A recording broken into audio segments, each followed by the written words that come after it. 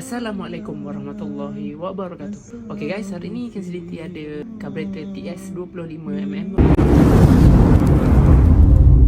Okay, jadi Kinseliti akan postkan lah. Jadi untuk kawan-kawan yang up spec, okay, daripada blok 53, 54, 55, 56, 57, 58 sampai 60mm, okay, boleh pakai carburetor TS 25mm ni. Memang padu pickup dan top speed, okay. Jadi kawan-kawan kalau dah pasang nanti jangan lupa setting Magic Pilot ikut spek, okay. Untuk saiz dah sesuai daripada blok 53 sampai blok 60, okay. Yang kawan-kawan perlu setting adalah Magic Pilot lah, ikut saiz blok. Kalau kawan-kawan pakai blok 56, setting Magic Pilot untuk spek 56. Kalau pakai spek 58, setting Magic Pilot spek 58, okay.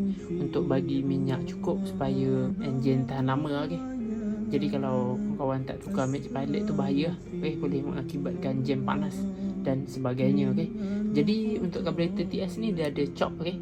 Kalau pagi susah hidup, okay, minyak lambat naik, boleh tekan chop ni macam ni, okay? Jadi dah tekan, start motor hidup, kawan-kawan tutup balik macam ni, okay. Dah tutup tu settle. Kalau tak tutup nanti risau makan pelak, okay? Minyak lebih masuk.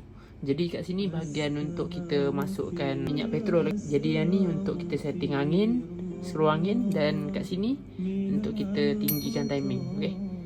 Nak tinggi ke nak rendah ke boleh adjust yang besar skru ni, okay.